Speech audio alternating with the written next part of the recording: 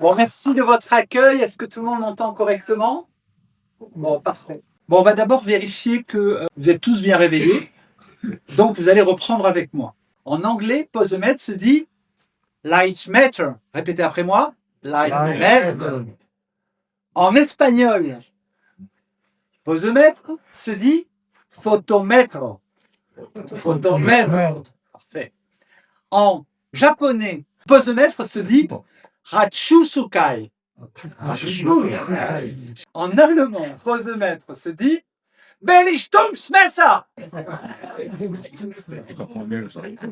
Maintenant que vous connaissez bien ce mot, on va en parler plein de fois. Et vous allez voir à quel point cet outil, que beaucoup rangent dans la catégorie des objets inutiles, des objets du passé, est une façon qui va vous permettre d'aller beaucoup plus loin que ce que vous croyez pouvoir faire. Donc, pour ceux qui suivent mes conférences, vous avez l'habitude, je fais toujours un récapitulatif de ce que j'ai dit avant. Et chaque conférence est la suite logique de ce que j'ai dit dans la conférence d'avant. Donc, si vous avez raté les épisodes précédents, voilà ce que j'ai dit en 2020. En 2020, je vous ai parlé de la question de l'artifice. Qu'est-ce que je disais à cette époque-là? Je vous racontais une histoire. Imaginez que vous vous réveillez le matin, un petit peu de lumière du soleil passe à travers les voilages, vous sentez l'odeur du café qu'on est en train de préparer pour vous, vos enfants sont en train de jouer pas loin, il y a une très belle lumière, et il se trouve que vous avez votre appareil photo à côté de vous et vous faites une photo. Cette photo, elle n'a pas pour but de photographier votre chambre où vous vous réveillez tous les jours, elle a pour but de témoigner de ce moment magique où vous vous réveillez, vous êtes heureux, vos enfants sont là, la lumière est belle, une odeur de café dans la maison. Et quand vous faites la photo, c'est ça que vous voulez mettre dans cette image, cette émotion que vous avez eue à ce moment-là. Et puis, quelques temps plus tard, vous regardez la photo et qu'est-ce que vous voyez? Vous voyez une photo de votre chambre avec vos enfants. Il n'y a pas l'odeur de café, il n'y a pas la lumière très particulière qui était en train de frapper votre lit à ce moment-là, le côté poudreux de la lumière qui passe à travers les voilages. Il n'y a pas ce moment de bonheur que vous aimeriez mettre. Et je vous expliquais dans cette conférence que cette part magique qu'on va mettre dans la photo, eh bien, c'est de l'artifice. Et l'artifice, c'est de l'art, puisque l'art et l'artifice viennent de la même racine. Du latin ars, artis, qui veut dire à la fois faire et à la fois ruser pour faire. C'est ce qui fait que lorsque vous regardez un film d'amour et que vous voyez des gens courir l'un vers l'autre, ce qui pourrait être ridicule vu comme ça, mais lorsqu'il y a une musique qui arrive, d'un coup, vous sentez l'amour qu'il y a entre ces deux êtres. C'est ça l'artifice. Et un photographe, ça n'est pas que quelqu'un qui appuie sur le déclencheur d'un appareil photo. Ce n'est pas que quelqu'un qui capte le réel pour le mettre en image. Parce que de toute façon, vous ne pourrez jamais capter le réel d'aucune manière. La photographie ne sert pas à ça. D'abord, même si on le voulait, ce n'est pas possible. Jean Baudrillard disait cette chose extraordinaire. La photographie, c'est tout ce qui reste lorsqu'on a tout enlevé. Lorsqu'on a enlevé la profondeur, lorsqu'on a enlevé le temps, lorsqu'on a enlevé le parfum, lorsqu'on a enlevé le poids, lorsqu'on a enlevé l'émotion, lorsqu'on a tout enlevé, qu'est-ce qu'il reste? Il reste là.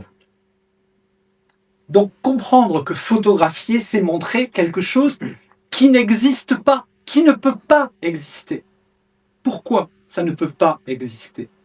Parce que ce que vous voyez, vous le voyez avec vos yeux d'être humain. Vous n'êtes pas des machines. Donc quand vous regardez quelque chose avec votre émotion, votre culture, votre histoire. Et selon ce que vous regardez, vous le ressentez différemment. Si j'interrogeais chacun d'entre vous à la fin de cette conférence en disant qu'est-ce que vous avez retenu, qu'est-ce que vous avez lu, qu'est-ce que vous avez ressenti, chacun d'entre vous me racontera une histoire différente.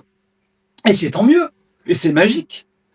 Donc la photo ne peut pas représenter le réel. Si on veut faire ressentir quelque chose aux gens, il faut y rajouter quelque chose qui est de l'ordre de l'artifice, de l'ordre du mensonge, de l'ordre de la ruse. rajouter quelque chose qui n'est pas dans la photo, pour la faire ressentir. Donc c'est ça que j'expliquais dans cette conférence. Alors toutes les conférences que j'ai faites sont enregistrées, vous pouvez les retrouver sur YouTube. La deuxième conférence que j'ai faite en 2023, c'était... Alors ça s'appelait la connaissance et le pouvoir, et je vous expliquais que votre cerveau, vous jouez des tours. Ça, vous le savez. Vous savez, vous connaissez les illusions d'optique. Vous savez que ce que vous voyez ne correspond pas à ce qu'il y a à voir. Ce que vous voyez, selon comment vous le voyez, selon comment c'est représenté, eh bien, on peut vous faire croire ce qu'on veut en image. Et vous avez sans doute vu des milliers de photographies où, lorsqu'on se recule du champ, on voit une autre scène. Il y a une photographie très célèbre qui avait circulé au moment de la première guerre du Golfe, où on voit le désert, des tanks, des soldats en train de tirer comme ça. Alors ça, c'est la photo. Et puis après, le photographe s'est reculé et on voit au sol l'ombre de dizaines de photographes qui sont en train de faire la photographie. On voit que c'est une mise en scène. Bien, c'est ça la photographie. C'est faire croire quelque chose. Pourquoi ? Eh bien, parce que lorsqu'on photographie un fait, on choisit. On choisit à quel endroit on se met. On choisit à quel moment on déclenche. On choisit comment on règle l'appareil photo. Et sur la même scène, au même moment, on peut raconter plein d'histoires différentes. Alors, vous le savez, moi je suis ancienne photoreporter, grand reporter, et donc j'ai travaillé dans pas mal de pays, notamment au Proche-Orient, pendant la deuxième intifada, et j'explique toujours la même chose à tous ceux qui ne sont pas au fait du journalisme. Pour beaucoup de gens, le journaliste, c'est un témoin objectif et neutre, comme un robot, qui va vous dire exactement ce qui s'est passé. Sauf que, même si on veut vraiment dire exactement ce qui s'est passé, ce n'est pas possible. Pourquoi ? Eh bien parce que lorsqu'on dit quelque chose, on le dit de son point de vue. Moi, je suis né en Espagne, sous Franco. J'ai été élevé jusqu'à mes 7 ans dans un orphelinat, dirigé par l'Opus Dei, donc un mouvement très proche du franquisme, pas très amusant. Et donc, lorsque j'entends parler de droite extrême, eh bien, je ne réagis pas de la même manière que quelqu'un qui n'aurait pas eu cette histoire-là. Et même si je veux me forcer à être le plus neutre possible lorsque je vais faire une photo, je ne serai pas neutre. Parce que je réagis, je pense, avec des biais, qui sont les biais liés à la personne que je suis, à mon histoire. Donc, nécessairement, connaître le fait qu'on ne peut pas représenter les choses pour ce qu'elles sont, parce que les choses sont plein de choses différentes. Tout peut être dit différemment. Imaginez par exemple, on prend un exemple très simple, imaginez que vous ayez une actualité politique, peu importe laquelle, avec le président de la République actuel. Bon, ne riez pas. Je n'ai pas encore dit de bêtises. Je me tiens. Imaginez que vous ayez 2 journalistes, un journaliste qui appartient à un journal proche du pouvoir, bon, le Figaro, et un autre journaliste qui soit plutôt opposé au pouvoir, de l'humanité. C'est la même scène, le même moment. Mais quelles photos vont-ils prendre l'un et l'autre ? Bien, le premier va prendre une photo qui représente le président comme un homme charmant, accessible, proche du peuple, etc. Donc on va le photographier plutôt de face, plutôt au même niveau, et plutôt avec une lumière, une lumière englobante. Et on va attendre le moment où il sourit. Si on est opposé au président, qu'est-ce qu'on va faire ? On va plutôt le prendre en contre-plongée pour montrer son arrogance. On va attendre que la lumière arrive de côté. On va attendre qu'il fasse une grimace. C'est la même scène. C'est le président de la République sur scène avec 2 journalistes. Mais le moment, le choix, va faire qu'on va faire apparaître les choses d'une manière ou d'une autre et donner une impression différente. Parce que la photographie n'est pas le réel, elle ne peut pas l'être. Elle est toujours l'objet d'un choix. Soit d'un choix que vous faites vous, consciemment, soit d'un choix fait par d'autres que vous. Soit par des habitudes, soit par la technologie de votre appareil. Donc ça, c'est ce que je disais dans cette 2e conférence. Dans la 3e, je vous expliquais que le monde était un studio de photographie. Alors ça, c'est un combat que je mène là partout où je vais et où je donne des conférences. J'explique toujours la même chose. Je suis actuellement, depuis 15 ans, photographe de mode et de publicité. Donc j'exerce généralement avec du matériel lié à mon activité, donc des flashs et ce genre de choses. Et donc les gens qui regardent mon travail photographique et à qui j'explique des méthodes de travail me disent « Oui, mais toi, tu fais des photos de cette manière-là parce que tu es photographe de mode et donc que tu utilises des flashs. » Et en général, je leur explique que « Ah oui, j'utilise des flashs, mais la lumière qui sort de mes flashs, ben, c'est la même lumière que celle qui sort du soleil. C'est la même lumière que celle qui sort de la lampe de votre salon. Tout ça, ça n'est que de la lumière. Et la lumière se manifeste toujours de la même façon. C'est une onde électromagnétique qui obéit aux mêmes lois, qu'elles viennent d'un flash Profoto ou qu'elles viennent d'une bougie. Et par conséquent, comprendre les lois de l'optique, donc l'optique c'est la science qui étudie la lumière, comprendre les lois de l'optique permet de faire des photos et d'utiliser la lumière de toutes les façons possibles. Et donc, ce que j'enseigne avec des flashs est reproductible avec une bougie. Alors, je ne sais pas si vous avez vu cette vidéo, on m'avait lancé un défi, et j'ai fait une vidéo que j'ai mise sur YouTube dans laquelle j'éclaire une personne avec des bougies que j'ai achetées chez Ikea, la lampe torche de mon smartphone et un flash Profoto. Je fais mes réglages et j'obtiens exactement la même photo. Pourtant, ce sont des instruments d'éclairage différents. Ce qui me permet de m'assurer que je vais avoir exactement la même photo, ben c'est quoi? Ben c'est que je connais les lois de l'optique et que je sais mesurer la lumière.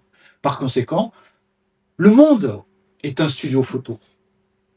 Je prends souvent cet exemple. Quand vous étiez au lycée, vous étiez en classe de chimie. Vous vous rappelez, en chimie, vous vous mettez devant des éprouvettes avec des becs Bunsen et on vous faisait faire des expériences avec des produits chimiques. Ça vous permettait de comprendre des phénomènes plus compliqués, plus complexes et plus longs. Et en fait, ça permet de comprendre ce qui se passe dans la nature. Lorsqu'on met un morceau de calcaire et qu'on met dedans de l'acide carbonique, le calcaire fond. Ça prend 2 secondes. C'est exactement la même chose qui se passe dans les falaises de calcaire pendant des millions d'années. Ben, ça vous permet de comprendre vite un phénomène chimique. Eh bien, en studio, on peut comprendre en 2 minutes tous les phénomènes de l'optique. On peut comprendre la diffraction, la réfraction, la réflexion directe, on peut comprendre la polarisation, on peut comprendre tout. Et c'est comme ça qu'on apprend la photographie. Ça n'est pas simplement en se promenant avec son appareil photo en disant « Oh, cet objet-là est au tiers, clic !» Alors ça peut être ça, mais ça n'est pas que ça. Et si on veut aller très loin et faire apparaître des choses très intéressantes, eh bien c'est bien de comprendre ces lois. Et alors j'ai même pas commencé ma conférence, je vous raconte ce que vous avez rappelé. Et la dernière conférence, c'est celle que j'ai donnée à Martigues, qui s'appelle le manifeste pour une photo consciente. Alors, qu'est-ce que je disais dans cette conférence? J'expliquais que nous vivons une période qui est compliquée, surtout pour les jeunes photographes, parce que les appareils photo modernes, et surtout les hybrides, sont tellement bourrés de technologie que nous avons de moins en moins la main sur la gestion de nos appareils photo. Ce qui fait que ce sont eux qui pilotent tout seuls. Et de la même manière qu'une automobile qui conduit toute seule ne nous permet pas d'aller exactement où on veut, de freiner quand on le souhaite ou de piloter comme on a envie de le faire, eh bien nous ne pouvons plus, à moins de débrayer tous les automatismes de nos appareils photo et donc de se servir quasiment de plus rien de ce qu'il y a dedans, eh bien nous devons changer notre façon de travailler, sans quoi nous sommes condamnés à faire des photos qui n'ont pas été décidées par nous, mais par des ingénieurs Okinawa ou je sais pas, où à Tokyo. Voilà. Donc c'est ça que je racontais. Et je vous ai expliqué comment vous libérer de ça. Puisque tout mon but dans ces conférences, puisque vous savez que je ne me fais jamais rémunérer pour mes conférences, mon but, c'est de faire passer plusieurs messages. Le premier message, c'est un message de liberté. C'est-à-dire de vous faire prendre conscience qu'il n'y a aucune règle en photographie parce qu'il n'y a aucune règle dans aucun art. Lorsqu'un art comprend des règles, eh bien, ça n'est plus de l'art, ça devient de la comptabilité. La seule règle, c'est de suivre votre propre inclinaison, votre propre désir. Premièrement. Et la deuxième chose que j'essaie de faire passer, c'est que la photographie est un art particulier puisqu'il nous oblige à employer une machine. Et que cette machine, c'est l'appareil photo. Et comme toutes les machines, eh bien, il faut savoir s'en servir. Et pour comprendre comment fonctionne notre appareil photo et en tirer le meilleur, eh bien, il faut connaître des éléments liés à la technique. Alors attention, quand je dis technique, je ne dis pas technologie. Hein? La technique, c'est de comprendre ce qu'est la dispersion de la lumière. C'est de connaître les lois de Snell-Descartes, de comprendre ce qu'est la différence entre une réflexion directe et une réflexion diffuse. Ça, c'est de la technique. Mesurer la lumière parfaitement, ça, c'est de la technique. Bon, allez, on va commencer la conférence. C'est parti. On a tous commencé un jour. Tous.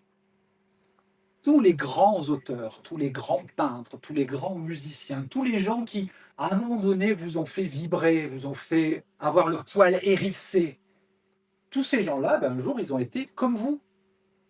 Ils ont débuté. Et je prends 3 exemples. Le premier, c'est Léonard de Vinci. Léonard de Vinci, il n'était pas trop destiné à être peintre, ni quoi que ce soit. Il était le fils d'une esclave et d'un percepteur. Et il se trouve qu'il il avait des facilités pour le dessin et son père l'a mis comme apprenti chez un grand peintre où il a passé 8 ans. Eh bien, cet homme qui a peint quelques-uns des plus grandes peintures du Quattrocento a dû apprendre à le faire pour le faire bien. Un autre exemple, Jimi Hendrix. Alors j'essaie de prendre des trucs dans des registres différents. Jimi Hendrix. Pareil, Jimi Hendrix, il venait d'une famille très pauvre. Ses parents étaient comédiens ambulants. Sa première guitare, c'était un ukulélé avec une seule corde. Sauf que il avait envie d'en jouer. Il a donné tout ce qu'il avait pour apprendre à faire quelque chose avec ce ukulélé avec une seule corde. Tant et si bien qu'au bout de quelques années, il a commencé à devenir un très grand guitariste et que son père lui a acheté sa première guitare. Il s'est battu pour avoir ce qu'il a eu. Et c'est devenu l'un des plus grands guitaristes. Le dernier, c'est Claude Monet. Alors Claude Monet, pareil, vous le connaissez tous, il a peint énormément, jusqu'à ses 32 ans. Il a peint plein de choses. Mais ce n'était pas terrible. En tout cas, rien qui pouvait s'inscrire dans l'histoire de l'art. Et un jour, un autre peintre lui dit, viens avec moi. Allez, on va aller au bord de la mer et tu vas peindre la mer. Et là, il y a eu une révélation. Et à 32 ans, il a peint Impression au soleil couchant, que vous connaissez aussi tous. Qu'est-ce qu'il faut garder de ces 3 histoires-là? La première, c'est que même le plus grand peintre a eu besoin d'apprendre. Alors si Léonard de Vinci a dû apprendre à peindre, nous tous, qui sommes un peu moins talentueux que Léonard de Vinci, on a intérêt à s'accrocher à apprendre aussi. Si on se dit qu'on n'a pas besoin d'apprendre, parce que, oui, mais la photographie, tu comprends, c'est l'émotion. Je vois quelque chose, je ressens, clac. Non. Alors évidemment, on peut avoir des coups de bol, on peut faire des photos magnifiques sur le coup de l'émotion, ça arrive. Comme une montre arrêtée indique 2 fois la bonne heure par jour. Même le plus mauvais photographe du monde fait parfois de très bonnes photographies. Mais le but, c'est pas de faire parfois des très bonnes photographies. C'est pour moi quand je fais la cuisine. Quand je fais la cuisine, de temps en temps, c'est bon. C'est un coup de bol. C'est pareil en photo. Le but, c'est de se dire qu'il faut qu'à chaque fois, la photo soit bonne. Quand je dis bonne photo, ça ne signifie pas chef-d'œuvre. Si je savais comment faire un chef-d'œuvre, j'en ferais un à chaque fois. Non. Comment faire une photo dont on sait que les caractéristiques vont faire qu'elle va être agréable à regarder. Déjà, c'est énorme. Ça s'apprend. C'est de la technique.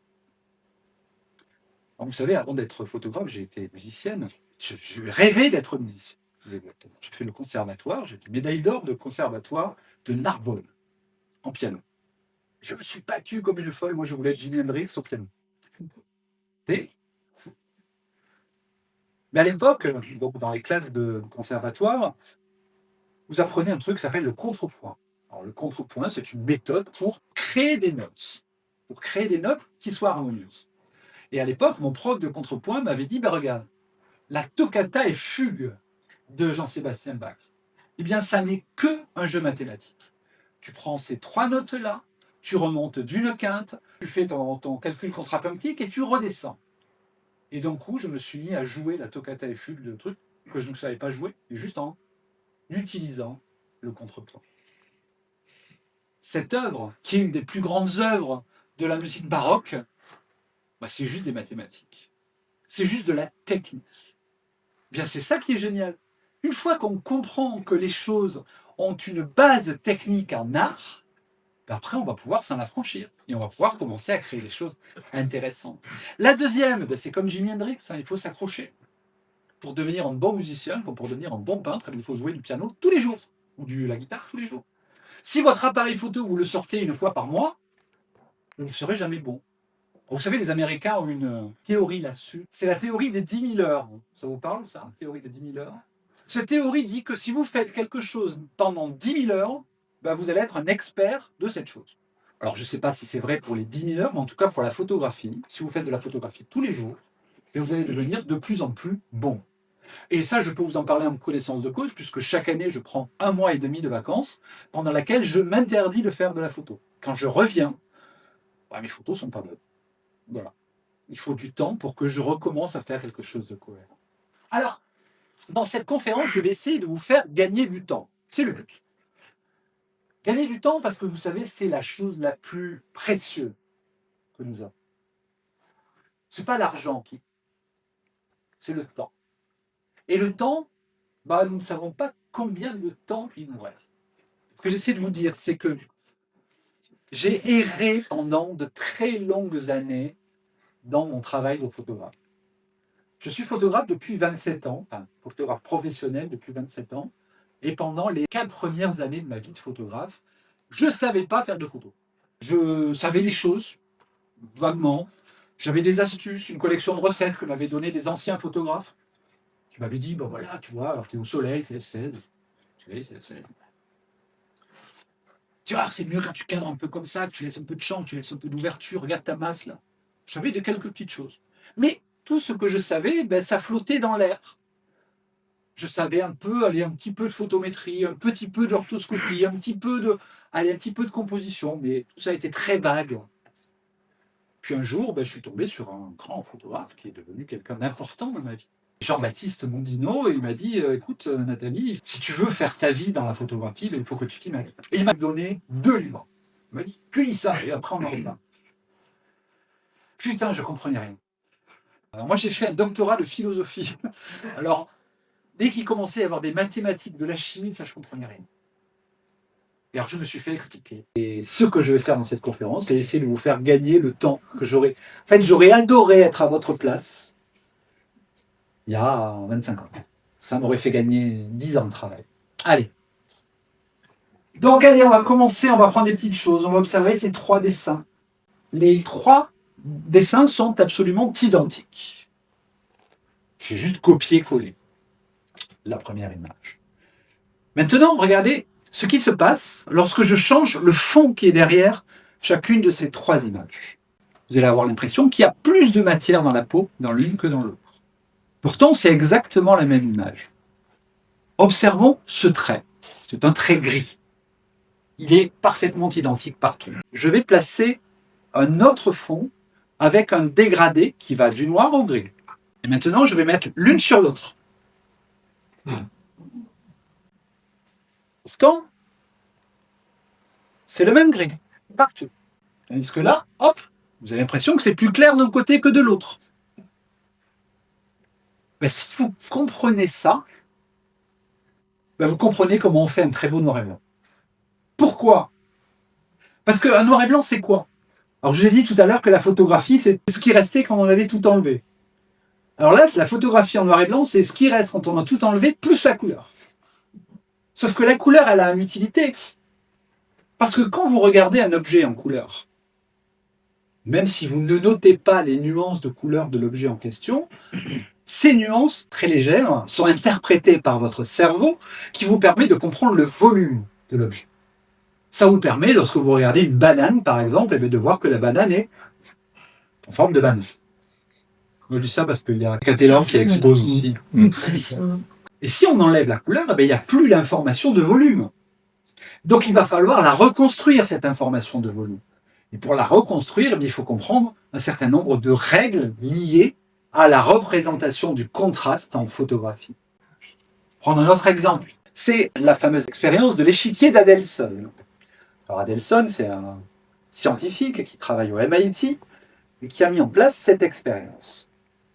Si vous regardez la case A et la case B, vous vous dites que ces deux cases sont de luminances différentes, qu'il y en a une sombre et une claire. Si on trace un trait, comme tout à l'heure, ce que je vous ai montré, et qu'on réunit ces deux cases, alors le trait est gris de la même manière dans toute sa longueur. Pourtant, vous avez toujours l'impression qu'il y a une case plus sombre que l'autre. On va la regarder en vrai, cette expérience.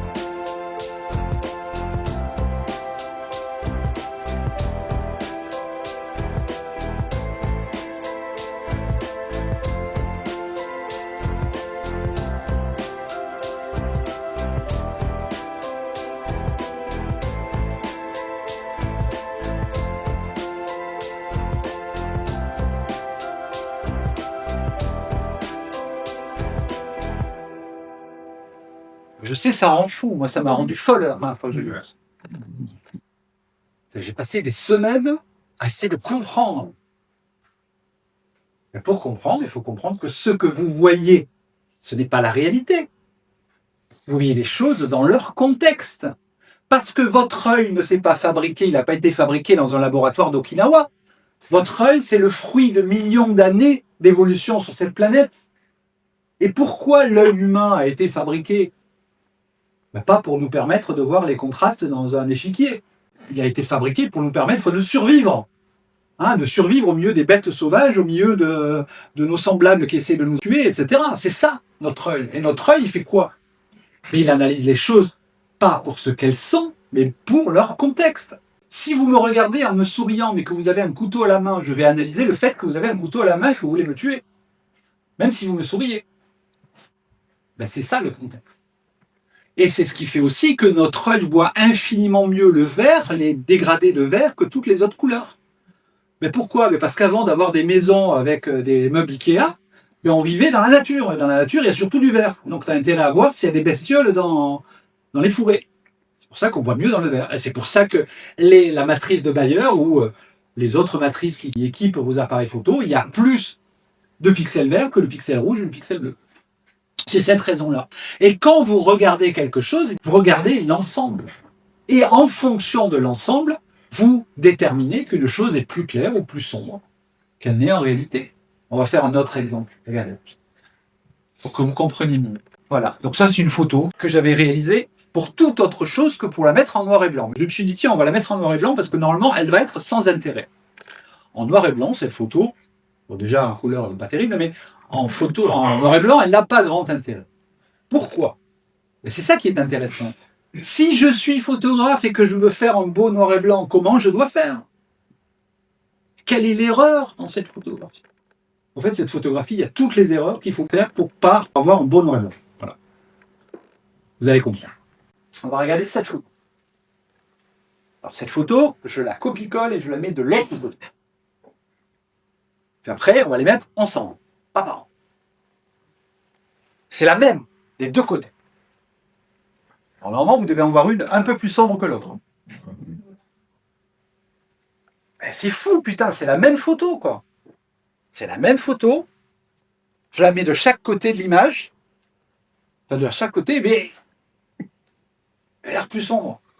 Si vous ne me croyez pas, je l'ai mise sur Internet, vous pouvez la télécharger, vous pouvez faire les sécher. Alors, Je vais vous expliquer pourquoi après. Alors ça, pareil, c'est une illusion d'optique. Ça s'appelle l'illusion de Cornwell. Au lieu de mettre la jolie fille qui est là, hop, je prends un rectangle gris.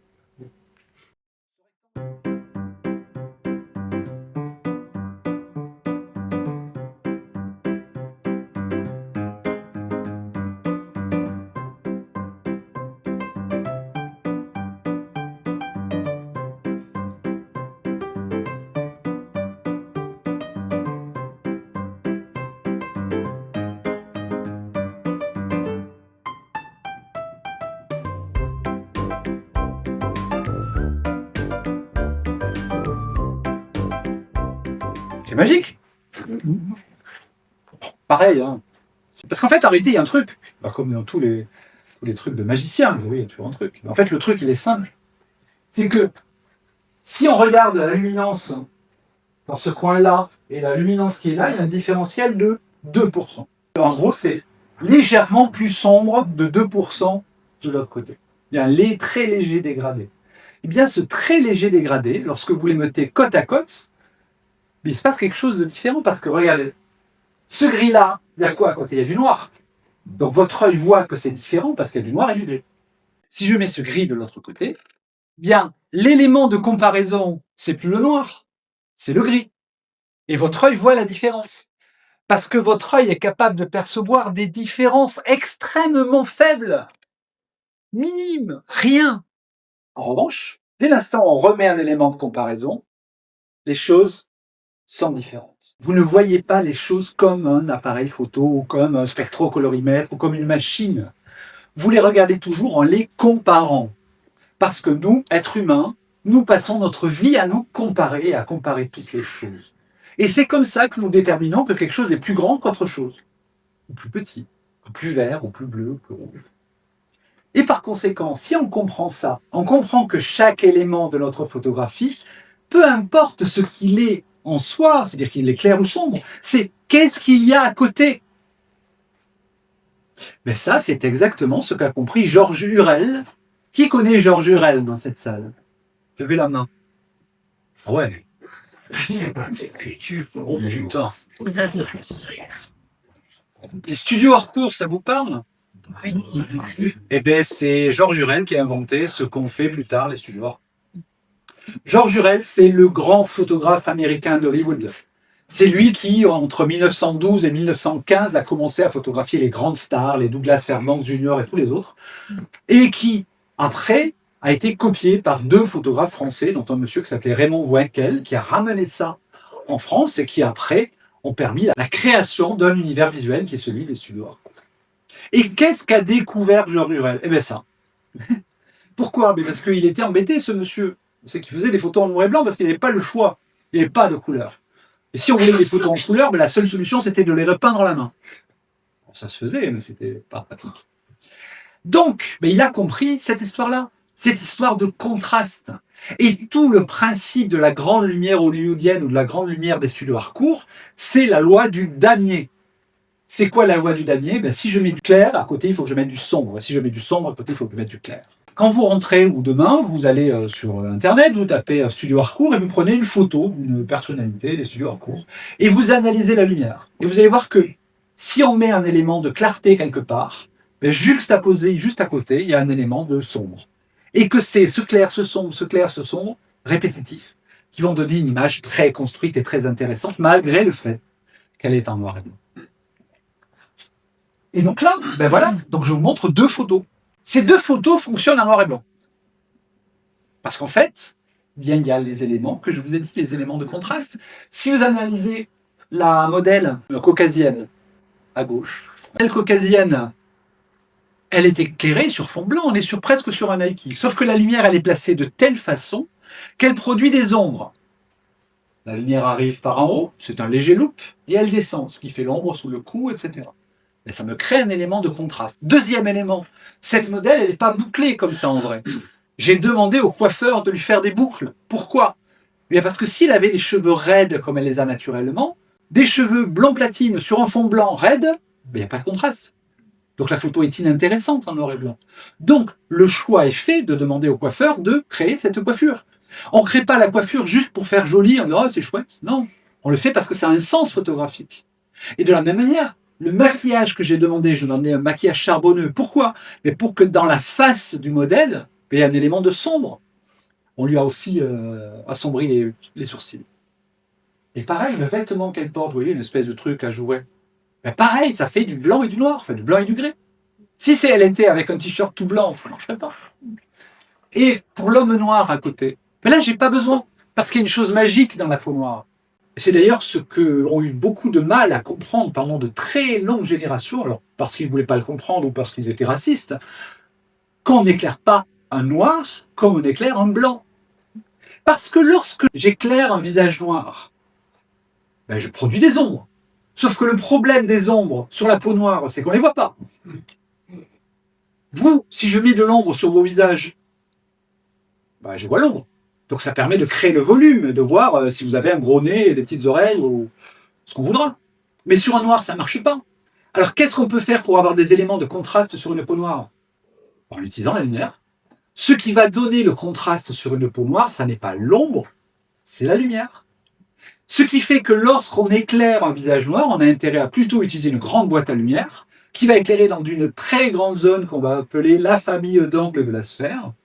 Pour ça, je ne vais pas vous faire un long cours dessus, mais ça vous permet de comprendre comment éclairer une peau noire. Et ça, les premiers réalisateurs au cinéma qui ont commencé à savoir éclairer les peaux noires, eh bien, c'est les années 90. Parce qu'avant, il n'y avait pas de réalisateur noir. Et donc, qu'est-ce que faisaient les réalisateurs qui n'étaient pas noirs, qui étaient généralement blancs? Ben, ils éclairaient comme on leur avait appris. On leur avait appris qu'on éclaire pour faire des ombres. Et c'est ça qui va donner le contraste. Le contraste sur la peau du noir, c'est les brillances. Le contraste sur la peau de la blanche, c'est les ombres. Continue. Il y a des photos qui vont marcher en noir et blanc et en couleur. Ben, comme celle-là. Pourquoi? Eh bien, pour peine plein d'éléments. Rappelez-vous de la petite figurine, le petit dessin qu'il y avait au début, vous savez, avec le petit personnage sur fond gris, sur fond noir, etc. Mais là, regardez. Le personnage, donc c'est la même modèle que tout à l'heure, c'est une blonde platine, mais elle est sur un fond noir. Donc déjà, j'ai un élément de contraste. Deuxième élément, les cheveux sont bouclés. Donc j'ai du noir, du blanc. Ben voilà, donc là, on peut la faire en noir et blanc et en couleur.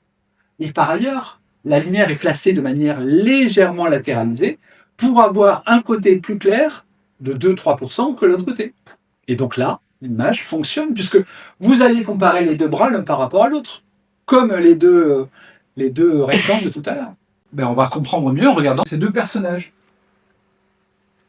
Vous allez avoir l'impression que la peau du personnage avec les cheveux noirs et le t-shirt noir est plus contrastée que le personnage avec les cheveux gris et le t-shirt gris. Ça veut dire que ça n'est pas que la peau de la personne qui compte, qu'on doit prendre en compte. C'est la couleur des cheveux, la couleur du vêtement. Et comme je vous ai dit tout à l'heure, il y a la luminance du fond. On doit tout prendre en compte en même temps. Continue. Donc là, regardez. 2 photos de la même modèle, prises à 1 seconde d'intervalle. J'ai juste changé un élément de la photo. L'appareil photo est à la même distance, il est réglé pareil. L'éclairement sur le modèle est absolument identique. J'ai juste changé un élément. Le fond. J'ai éteint le fond. Non. Non. Le fond. Celui qui trouve gagne pins. Hein? Non, mais ça, non. C'est une histoire de lumière. La distance? Ah, qui a répondu à la distance? Alors, qu'est-ce que j'ai changé? Entre la source de la lumière et le modèle? Oui. Et alors, dis-moi, dans laquelle la source est la plus près? Celle-là? Celle-là. Ah. Le contraste. Dans celle-là, la lumière est à 1 mètre. Dans celle-là, la lumière est à 4 mètres. C'est la seule chose que j'ai changée. Bon, après, l'angle a un peu changé parce que bon, avec la distance, mais... Et là, je sais, oui, c'est contre-intuitif. Pourtant, on vous l'a appris 1000 fois, cette histoire. Vous l'avez entendu sous le nom de la loi du carré inverse de la distance. Qu'est-ce que dit la loi du carré inverse de la distance? Elle dit que plus on s'éloigne, plus la lumière baisse doucement. Et cette loi, si vous ne la connaissez pas, dans 2 secondes, vous la connaîtrez et vous saurez la fin.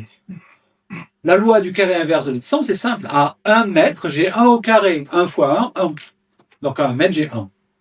À 2 mètres, ben, j'ai 2 au carré. 2 au carré, 4. 1 divisé par 4 à 2 mètres, j'ai donc 1 quart de la lumière. Je perds donc 75% entre le premier mètre et le deuxième mètre. Si vous continuez vos calculs, vous allez vous rendre compte que entre le deuxième mètre et le troisième mètre, vous perdez 8% de la lumière totale. Quand vous continuez, vous avez de moins en moins de pertes de lumière. Donc là, quand je recule ma lumière, eh bien le fond paraît plus clair, puisque j'ai gardé le même éclairement sur le modèle. Et que par conséquent, la lumière baissant de moins en moins vite, l'arrière-plan est presque aussi clair que le sujet. Tandis que dans l'autre, le fond est à 1 mètre derrière, et donc on perd 75% de la lumière. Donc le fond paraît sombre. Mais ce n'est pas ça qui compte. Si vous regardez la peau du modèle, oubliez le fond, regardez la peau du modèle, vous allez avoir l'impression que c'est plus contrasté là que là. Eh bien parce que c'est l'autre élément. Ce qui change le contraste d'une image, c'est des lois de l'optique. Et c'est la loi de Newton que vous connaissez sous le nom de loi du carré inverse. C'est-à-dire que si je veux avoir une lumière contrastée, j'ai intérêt à rapprocher ma lumière. Si je veux une lumière moins contrastée, alors on dit plus plate, on a intérêt à la reculer. Alors pour ceux qui ont fait un peu de photos, vous savez que plus on rapproche la lumière est douce. Oui. Plus on l'éloigne, plus elle est dure. Oui. Et plus on la rapproche, plus elle est douce, mais plus elle est contrastée et plus la peau du modèle est dégueulasse. Plus on la recule, plus la lumière est dure, moins elle est contrastée, moins on voit de défauts dedans. Parce qu'en fait, on a tous un problème, et ça je l'ai eu comme vous à une époque. Le problème, il est que on se laisse trahir par les mots. Et quand on nous dit lumière douce, on pense peau douce. Et peau douce, moi je veux une jolie peau sur mon modèle, moi je veux qu'elle ait un côté comme si c'était une pêche. Donc je rapproche ma lumière. Oh putain, c'est dégueulasse, moi je la rapproche encore plus. Vous voulez des jolies peaux, reculez vos sources, utilisez de la lumière dure. En photo de mode, on travaille quasiment exclusivement avec de la lumière dure. À votre avis, pourquoi ? Pour que les gens soient beaux, que vous ayez envie d'acheter des sacs à main, des lunettes et d'autres accessoires inutiles. Si vous regardez cette image, en fait, j'ai mis tous les éléments qui permettent de donner du contraste. Le fond, qui est plus sombre que le sujet. L'angle de la lumière, qui est placé de telle façon que nous allons avoir des ombres sur le visage, sur le corps, sur le vêtement. J'ai demandé au modèle de froisser sa chemise le plus possible pour qu'il y ait des zones d'ombre. J'ai demandé au coiffeur de mettre de la laque pour que ça brille dans les cheveux. J'ai du blanc et du noir. Ça, c'est vrai dans tout ce que vous ferez. Qu'il s'agisse de photos de personnes en studio, comme je fais, ou que vous fassiez des paysages, des animaux. Vous devez vous rappeler de ça. Premièrement, l'effet de contraste varie en fonction de l'environnement. L'environnement, c'est le fond. Si le fond est clair, relativement au sujet, vous allez avoir l'impression de contraste. La profondeur de la lumière. La profondeur de la lumière, c'est ce que vous connaissez sous le nom de loi de Newton. Plus la lumière est près, plus elle est contrastée. Troisième paramètre, c'est les caractères de réflectance du sujet. Est-ce que les cheveux brillent? Est-ce que c'est plat? Est-ce que tous ces éléments-là qui vont créer les zones de clair et les zones de sombre, comme vous avez sur les cheveux du modèle en haut. Vous voyez, on a mis du gel dans les cheveux du modèle pour avoir ces effets de brillance dessus. Si vous regardez les cheveux, vous avez du blanc et du noir. Pourquoi? Parce qu'il y a des zones qui brillent à cause de la loi de Descartes et les endroits qui ne brillent pas. Voilà, parce qu'ils ne sont pas dans l'angle de la lumière. Et enfin, oui, les micro-contrastes. Alors, micro-contrastes, c'est tout ce qui va faire des plis. Alors, les plis sur les vêtements, les plis dans les cheveux, la position des bras qui va créer des ombres, etc. Mais tout cela, ça permet de faire une image dont on sait, avant de la faire, qu'elle va être agréable à voir. Conclusion. Conclusion, c'est que c'est de l'expérimentation que naît la compétence. Tout ce que je viens de vous dire, que j'ai résumé, c'est 20 ans de recherche sur comment je peux faire pour que mes images soient intéressantes quand je ne peux pas le faire. Pourquoi je vais demander au coiffeur de faire des plis dans les cheveux? Pourquoi je vais mettre un fond noir ou un fond blanc ou un fond vert? Pourquoi? Vous ne pouvez pas savoir comme c'est chiant. Vous êtes en train de faire des photographies, vous avez une super modèle, vous avez un super studio, vous avez le coiffeur, il travaille super bien, le stylisme il est génial. Vous faites une photo et putain c'est nul, c'est plat. Pourquoi? Et pendant des années, je demandais, mais pourquoi c'est plat? Je ne savais pas, personne ne me répondait. Alors j'ai lu des livres, ça n'y était pas, c'était parcellaire. Tout ça, c'est la conclusion à laquelle je suis arrivé en me cassant les dents en faisant des photos ratées. Parce que j'en ai raté des tonnes, si vous saviez, pouf. Et je continue en plus. Allez, Une petite pause, comme ça, je fais une pause. Donc, allez, pour vous montrer un peu comment je travaille, pour ceux qui ne le savent pas. Donc ça, c'est une photo qui a été réalisée l'année dernière dans mon studio. Oui, alors pour ceux qui ne le savent pas, je ne retouche jamais mes photos. Alors, je sais que ça fait naître des doutes. Mais, à nouveau, venez me voir, par exemple, demain, et je vous montrerai comment on peut avoir des photos super sans retouche. Alors, retouche ne signifie pas développement. Hein. Une photo doit être développée, sinon elle n'existe pas. La retouche, c'est avec Photoshop. Donc, je n'utilise pas Photoshop. Néanmoins, j'utilise Capture One ou Lightroom, hein, parce que le but, c'est que la photo soit développée comme il faut. Et ça aussi, ça s'apprend. Allez.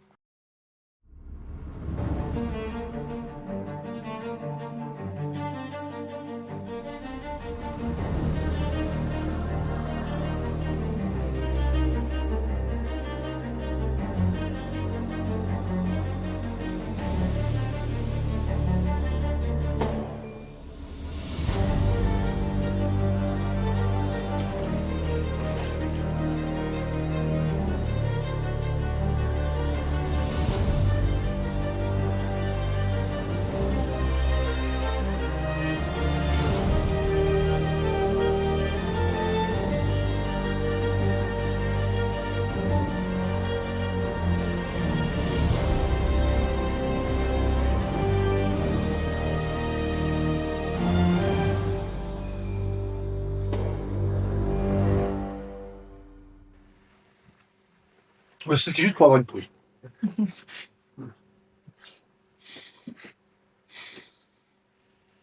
Parce que, bon, là, je suis là pour vous faire avancer sur certaines choses, mais il y a d'autres auteurs, et surtout infiniment plus talentueux que moi, qui me montrent des voies.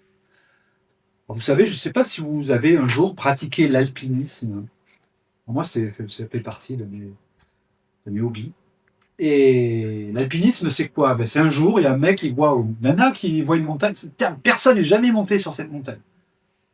Je vais essayer de le faire. Et donc, que va faire cette personne? Essayer de trouver une façon d'arriver en haut. Et si possible, une façon élégante, pas en hélicoptère. Et si elle est un peu risquée et tout, ça donne un peu de piment. Et ces gens, ça s'appelle des gens qui ouvrent des voies, qui nous montrent qu'on peut arriver en haut de cette falaise, ou en haut de cet aplomb, ou en haut de cette montagne, en passant par tel ou tel endroit. Il y a un chemin là on peut mettre quelques pieux, là on peut mettre, on peut mettre une échelle. Ces gens-là nous montrent des voies. Et bien en photographie, en art, dans tous les arts, il y a des gens qui nous montrent cette voie. Parmi ces gens, vous avez notre ami Henri Cartier-Bresson, voilà, qui vous apprend la composition. Mais, à nouveau, rappelez-vous, parce qu'en général, quand on dit Cartier-Bresson, il y a un truc qui vient dans votre tête, parce qu'on vous l'a répété 27 000 fois, c'est ce mot magique, qui est l'instant décisif. Je suis sûr que vous avez entendu ce mot. Alors, savez-vous que Henri Cartier-Bresson, jamais de sa vie, n'a prononcé une seule fois le mot instant décisif? Jamais. Est-ce que vous savez d'où vient ce mot? Les Américains. Les Américains. Des Américains. Et de qui? D'un éditeur américain.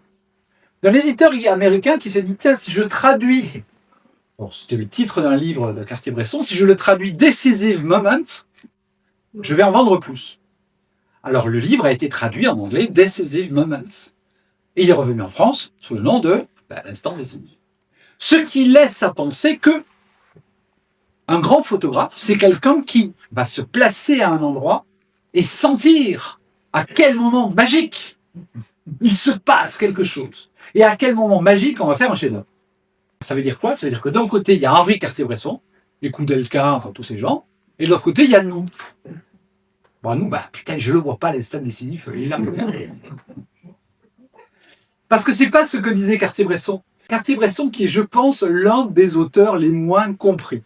C'était un homme très libre. C'était un homme, qui se battait contre toutes les lourdeurs de la vie, de la famille et de la photographie.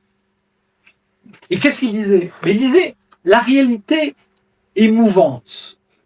Elle fait des balanciers, des mouvements, comme des vagues dans la mer. Et comme toutes les vagues de la mer, elles reviennent. Donc si vous avez raté le premier instant décisif, vous attendez le deuxième, le troisième, ou le quatrième, ou le 18e. Cette photo, qui est l'archétype de l'instant décisif. Le cycliste, il est au putain de bon endroit. Il suffit de se mettre en haut de l'escalier et puis d'attendre que quelque chose passe. Et si c'est pas un cycliste, ça sera autre chose. Est-ce que vous connaissez cette série de photos de Doisneau? L'appareil photo est placé derrière une vitrine d'un magasin d'art. Sur le côté gauche, vous avez la peinture d'une femme nue. L'autre côté, vous avez un tableau qu'on voit de dos. Et qu'est-ce qu'a fait Doisneau? Mais il a fait des photos des gens qui regardaient dans la vitrine. Alors ça se passe dans le Paris des années 50, donc la révolution sexuelle n'a pas encore eu lieu, donc on voit que des gens qui vont avoir un comportement particulier vis-à-vis de la représentation d'une femme nue dans une vitrine. Vous avez des gens qui regardent en coin, qui font semblant qu'ils ne regardent pas, vous avez des gens qui regardent franchement, vous avez un policier qui a sa matraque comme ça, il est prêt à sévir. Il en a fait 33 des photos, et ces 33 photos sont juste toutes excellentes ici. Pour ça, vous les avez sur Internet, n'hésitez pas à aller les voir. Et le regard oblique, eh bien, en fait, c'est la mise en pratique de l'instant décisif de Cartier-Bresson qui n'existe pas. C'est, on se met à tel endroit-là, il va se passer quelque chose. C'est comme quand vous allez à la pêche. Quand vous allez à la pêche, il y a des endroits où il y a des poissons. Il suffit de se mettre à un endroit où il y a des poissons et puis on pêche. C'est la photographie qui s'appelle « Jouissez sans entrave » de Cartier-Bresson. Vous avez le tag écrit au mur, il suffit d'attendre que quelqu'un arrive. Et nécessairement, il y a un vieux monsieur qui va arriver avec un côté sévère, et ça va faire une image intéressante. La composition, c'est pas ça, c'est pas l'instant décisif, c'est comprendre la répartition des formes, des masses, des géométries, l'air, le balancier, le contraste. Un autre qui nous apprend des choses extraordinaires, c'est Koudelka. Alors c'est marrant parce que pour moi, Koudelka, c'est... Vous avez Cartier-Bresson qui est là, vous avez Koudelka. Pour moi, c'est ça. Parce que Koudelka a fait des photos qui sont des chefs-d'œuvre absolus avec une régularité. Cartier-Bresson de lui-même disait, ce mec a un œil infaillible. Regardez cette image. Alors c'est qui vient de son livre qui s'appelle Gitan, parce qu'il a travaillé pendant 10 ans auprès des Gitans. Et travaillé pas comme un ethnographe en disant « Oh, il y a des Gitans, je fais la photo ». Non, non, en vivant au milieu d'eux, en dormant dans la rue. Et la répartition de chacun des éléments dans l'image. Parce qu'en réalité, on se dit « Il s'est passé quelque chose à ce moment-là ». Mais non. C'est le fait de se placer à un endroit particulier, de concevoir son image, de s'éloigner ou de se rapprocher, qui fait que vous allez avoir l'image. C'est pas parce qu'il se passe quelque chose, c'est parce que vous allez avoir un acte actif de photographe pour vous placer au bon endroit, de la bonne manière, de voir la bonne chose. Ça n'est pas quelque chose qui vous passe sous le nez, vous l'avez raté. Non, c'est quelque chose que vous devez aller chercher. Je continue. Je vous parlais de contraste tout à l'heure. C'est la mise en place de tout ce que je vous ai expliqué. Ce qui fait que cette photographie est juste folle. Enfin, c'est pas un chien qu'on voit, c'est un monstre sorti des enfers. Et cette ouverture, cette ligne, les clairs, les obscurs de cette image font que tout fonctionne. Parce que lui le savait instinctivement. Moi j'ai mis des années à le comprendre, lui le savait instinctivement. Mais ça, il suffit de regarder cette image, de l'analyser, de la comprendre. Tout ce que je vous ai expliqué pendant 20 minutes avant, ça va vous paraître clair. L'art du cadrage. Quand j'écoute les gens parler de cadrage, surtout de cadrage d'humain, on en arrive toujours à la conclusion que il ne faut pas couper les membres, donc il faut le faire au-dessus, pas en dessous. Bon, très bien. Il ne faut pas couper les doigts, il ne faut pas couper les bras, il ne faut pas couper les coudes, il ne faut pas couper les têtes, il ne faut rien couper. Donc à la fin, on coupe quoi? On laisse tout. Donc on ne fait que des plans larges. Avec la personne, la maison derrière, la mer, le ciel, le soleil. Non. Regardez. Lady Diana par Testino, elle est coupée de partout. Elle n'a pas de coude, pas la tête. Et si vous avez des doutes, parce qu'en général, c'est les gens qui ont des problèmes de cadrage, je leur prescris un mois de Mario Testino. Je dis, tu vas sur Internet, tu tapes Mario Testino, tu te bouffes des images de Mario Testino. Alors, si vous ne savez pas qui est Mario Testino est le plus grand photographe de mode du monde, mais à un point. Même tous ceux qui l'ont précédé le regardaient comme un extraterrestre. Sa façon de cadrer est juste folle. Mais ça marche. Putain, il y a des cadrages, je dis, mais tu vas pas couper ça. Si, ça marche. Pourquoi ça marche? Parce que photographier, c'est montrer. Vous êtes réveillé un jour dans les bras de la personne que vous aimez. Ce moment était doux, tendre, magnifique. Qu'est-ce que vous regardez? Il était à 12 cm. Oui, ouais, il était à 10 ou 12 cm de haut. Vous regardez ses yeux, pas son coude. Faites ce que vous voulez. Ce que j'essaie de dire, photographier, c'est montrer. C'est dire, je te montre les yeux, je te montre le coude, je te montre l'index, je m'en fous. Je te montre, je te prends, toi, spectateur, et je veux te montrer ça. Je veux te faire ressentir ça. C'est ça qui compte pour moi. Peut-être que ça t'intéressera pas, mais c'est ça que je veux te montrer. Un élément, alors là, c'est pareil. Alors là, ça fait 10 ans que sur tous les tons, dans tous mes livres, dans mes conférences, dans mes rencontres, j'essaie de ramener un tout petit peu de photométrie dans vos vies. Alors c'est quoi la photométrie? C'est simple, hein, c'est la photos, la lumière, métrie, la mesure de la lumière. Tout le monde se dit, ça sert à rien. On est en 2025, tes trucs là, avec des posemètres à la main, ça ne sert à rien. Maintenant, les appareils photo, ils sont super géniaux. Boum, t'appuies, paf, la photo, elle est bien. En plus, et si c'est pas bon après, derrière, on a des super logiciels pour tout rattraper. Pourtant, pour faire ce genre d'image, si vous ne faites pas un minimum de photométrie, alors c'est une image de Monsieur Ansel Adams, donc ce grand fondateur de la notion de la mesure et de la représentation de la mesure au tirage, eh bien, pour avoir ces matières dans ces noirs, ces matières dans ces gris, ces matières dans ces clairs, si vous ne mesurez pas, vous aurez, pareil, vous verrez une vallée avec du brouillard, les sapins, les falaises derrière. Mais vous n'aurez pas ça, vous n'aurez pas cette matière, ces nuances. Alors que mesurer la lumière, mais c'est d'une bêtise. Allez, en 12 minutes, je vous enseigne ça. Et si vous savez le faire, après toute votre vie, vous ferez des super photos, au moins en termes d'exposition. Et ça vous permettra de résoudre tous les problèmes de photographie. Parce que parfois, il y a des photos qui sont super difficiles à faire. Allez, des choses que nous devons apprendre. Le drama. Alors, le drama, ça peut être dans la photographie de personne, hein, mais ça peut être aussi dans du paysage. Le drama, c'est ce qui fait que nous, êtres humains, nous croyons des tas de choses.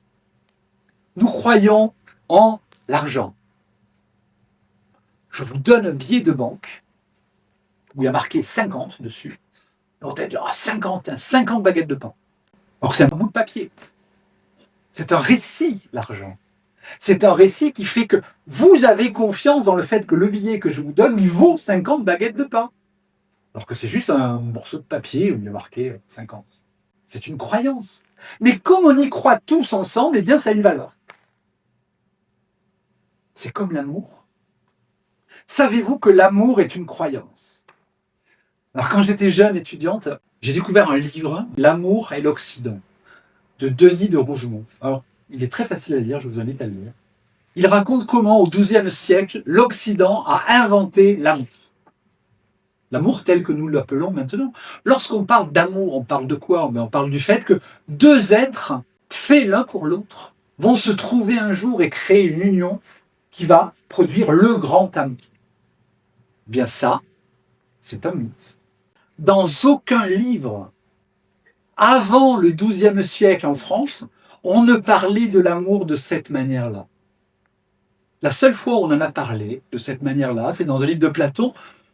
C'est un mythe, le mythe de l'androgyne primitif. Alors, vous savez, Zeus a créé les hommes, et avant de créer les hommes tels qu'ils étaient, il a créé des créatures doubles qui vivaient ensemble. C'était une espèce de truc qui sautait partout, c'est ridicule.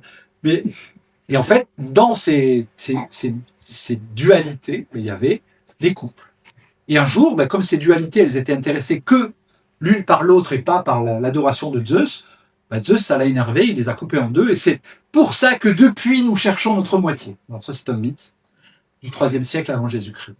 Mais L'invention de l'amour, eh bien, c'est une construction sur la base des romans de chevalerie, parce que les chevaliers, ben, ils n'étaient pas gentils avec les dames. Il fallait leur apprendre à être gentils avec les dames. Et c'est la base de ce qu'on appelait plus tard l'amour courtois. Bien, tout ça, c'est un mythe. Et qu'est-ce qu'on est quand on est photographe et qu'on est artiste? Eh bien, on fait un récit. On raconte. On dit quelque chose. Photographier, c'est pas « Ah, j'ai vu un joli coucher de soleil ». C'est pas ça une photographie. Ça, c'est une image. Des images, il y en a plein. On n'a jamais produit autant d'images qu'aujourd'hui. Vous savez qu'en 2013, on a produit en une année autant de photographies que dans toute l'histoire de la photographie depuis sa création par Nicéphore Niepce. En un an. On croule sous les images. Mais combien sont des photographies?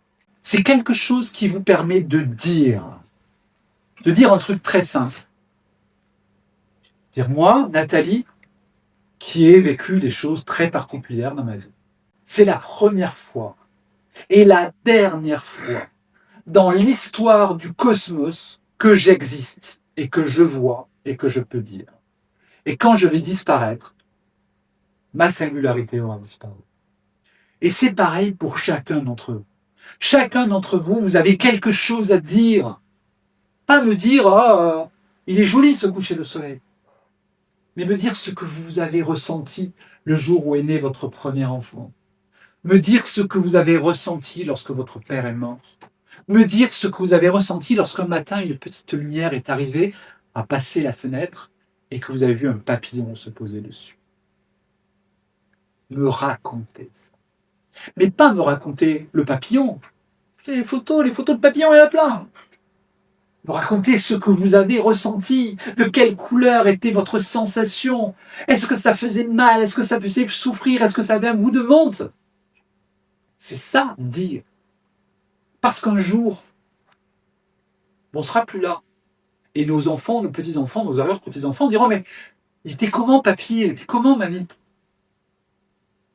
Alors vous allez dire « Allez, papy, il avait je sais pas, les oreilles décollées, il aimait pêcher, et puis je sais quoi.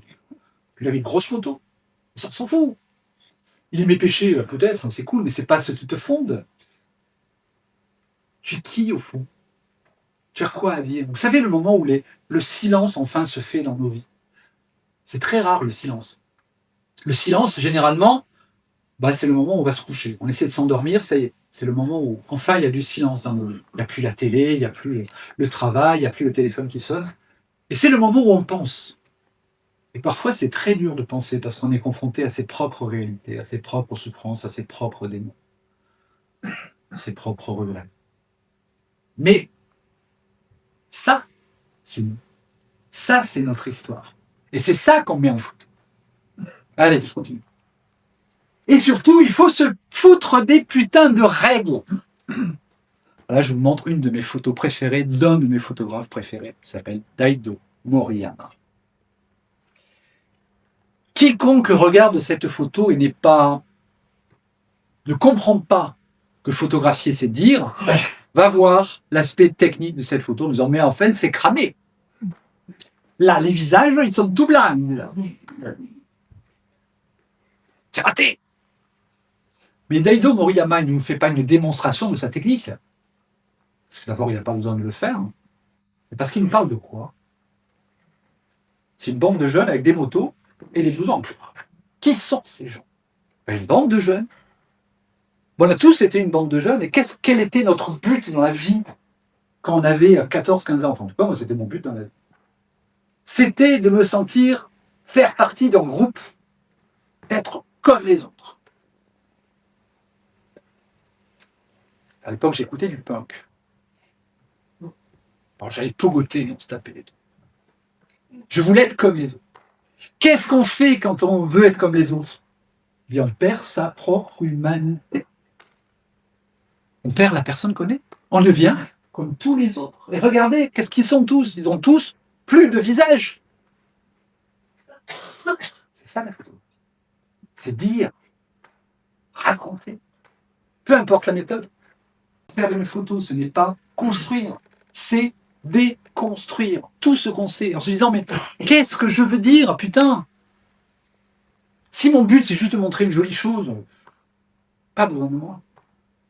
putain, Michel-Ange, Léonard de Vinci, le Caravage, ils sont passés un moment, et puis c'est vachement plus beau que tout ce que je pourrais faire.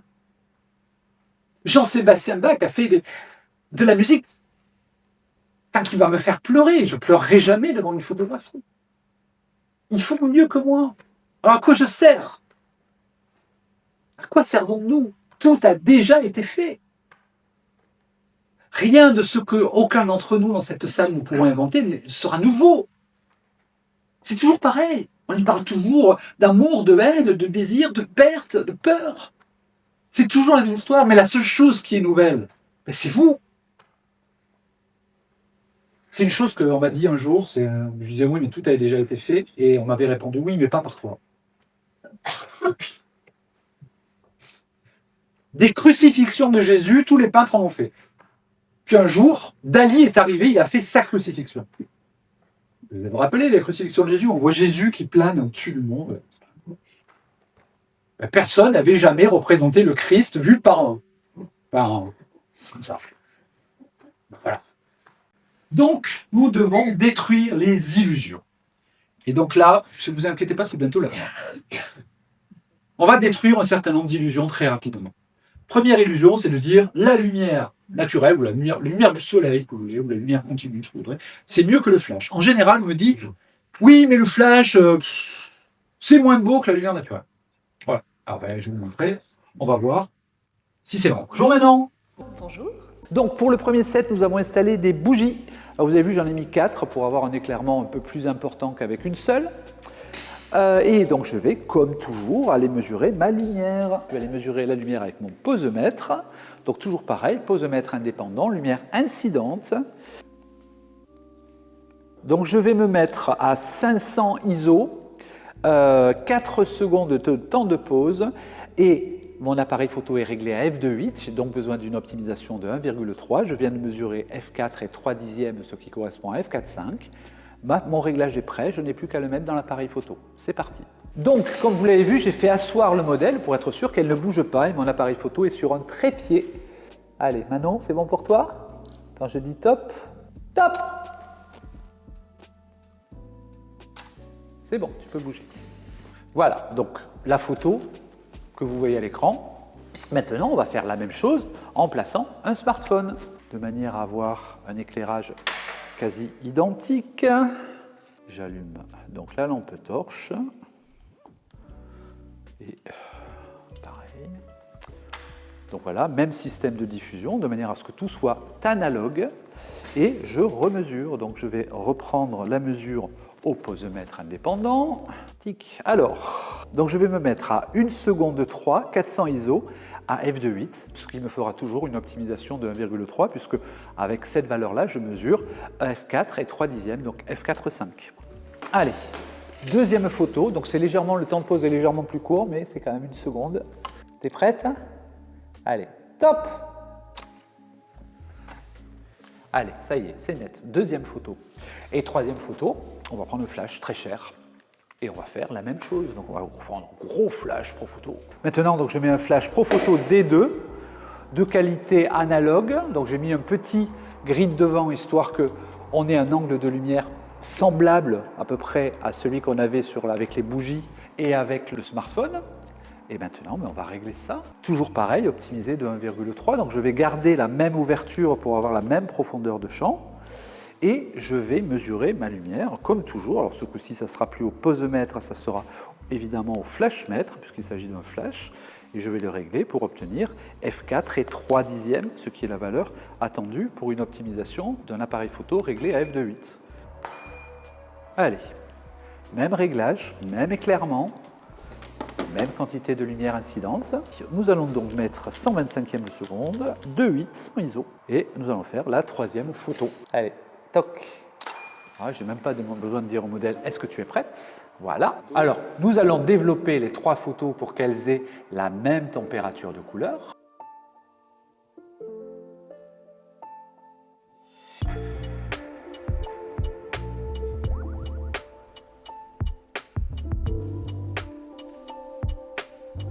Voilà les 3 photos qui ont été réalisées avec les 3 conditions d'éclairage que vous venez de voir tout à l'heure. Je vous mets au défi de savoir laquelle a été éclairée par le flash, laquelle a été éclairée par le smartphone et laquelle a été éclairée par les bougies, parce que la quantité de lumière est identique, la couleur, c'est-à-dire la balance des blancs, a été ramenée à la même normale puisqu'on a fait la balance des blancs sur le petit soutien-gorge que porte le modèle.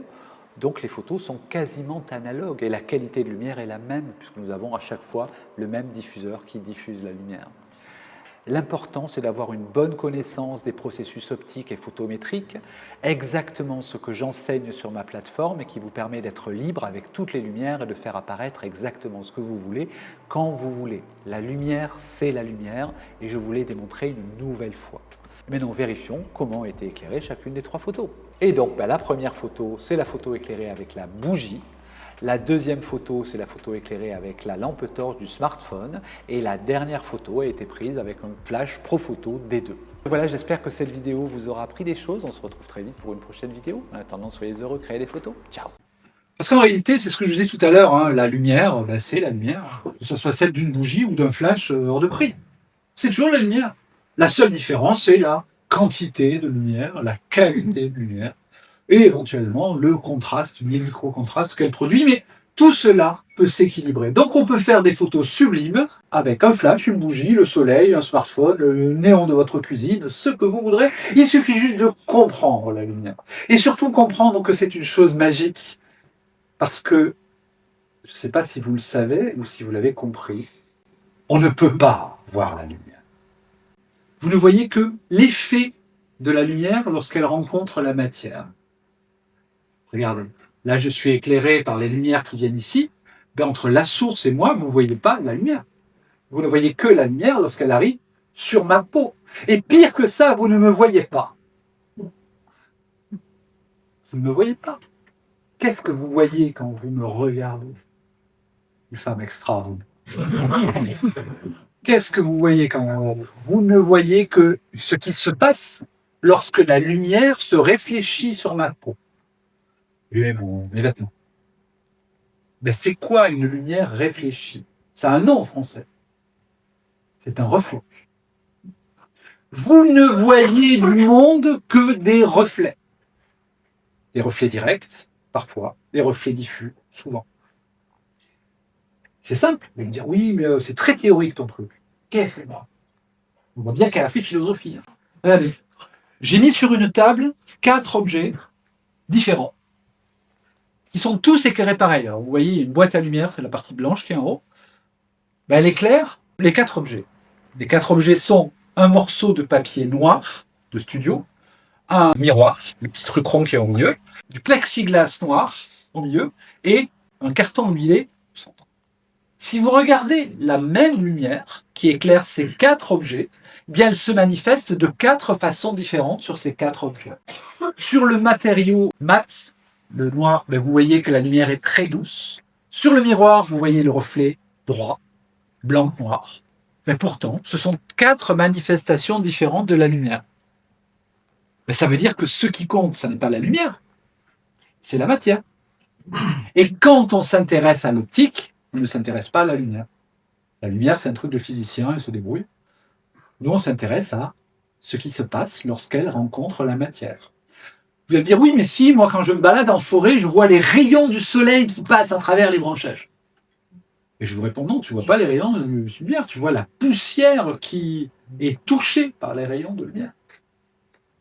Mais si vous comprenez ça, putain, mais ça aussi, pendant des années, je ne l'ai pas compris, et un jour, j'ai compris ça. Et ça a tout changé.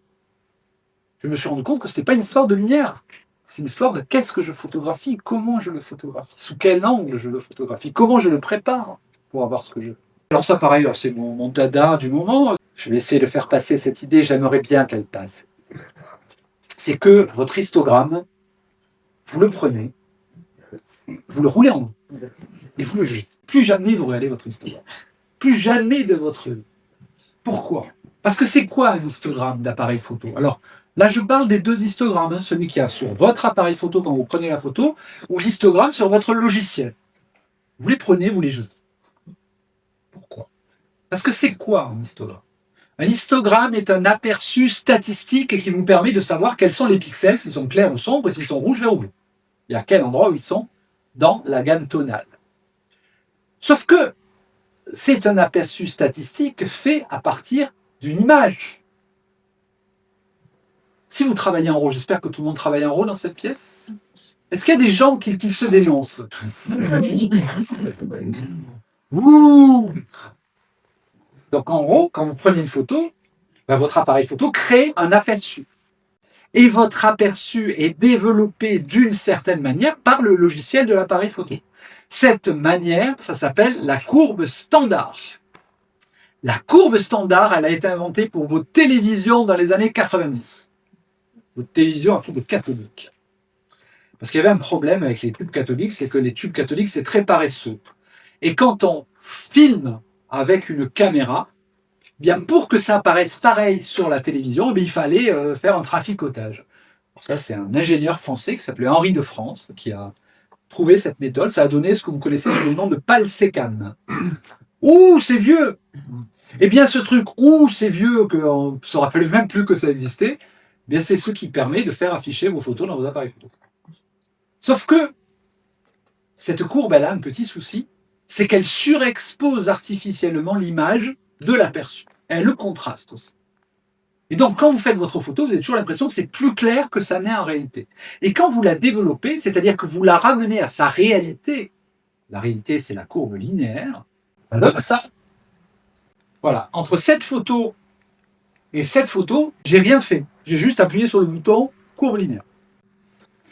Si vous regardez en détail la peau de la jeune fille, entre celle-là et celle-là, bien vous avez, en réalité, si on faisait le calcul, nous avons quelque chose comme 448 milliards de couleurs de plus.